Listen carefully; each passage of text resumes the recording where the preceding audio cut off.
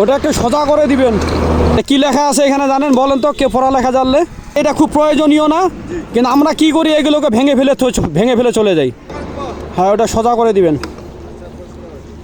এখনই সোজা করে দেন দেখি।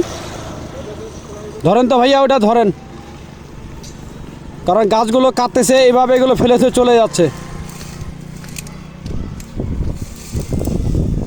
হ্যাঁ, ওই পাশে মাটি দেন একটু। এটা কি লেখা আছে এখানে জানেন? বলেন তো, কে পড়ালেখা জানলে?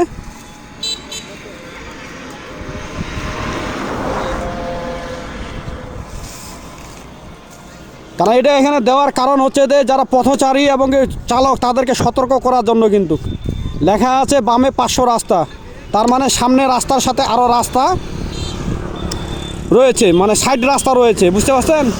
এই জায়গাগুলোতে কিন্তু দুর্ঘটনা বেশি হয়, এই জন্য কিন্তু এই সাইনবোর্ডটা এখানে দেওয়া, যেন যারা পথচারী আছে, চালক যারা আমরা আছি, তারা যেন সতর্ক হই।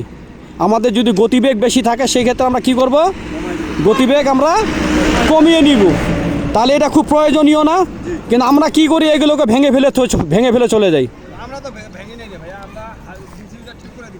ঠিক আছে, আরও যদি থাকে আপনার গাছ কাটতেছেন, যদি এই ধরনের থাকে ঠিক করে দিবেন। হ্যাঁ, ঠিক আছে, কারণ এইগুলো আমাদের জন্যই কিন্তু সতর্ক, কারণ আমাদের দেশে কিন্তু যেভাবে সড়ক দুর্ঘটনা।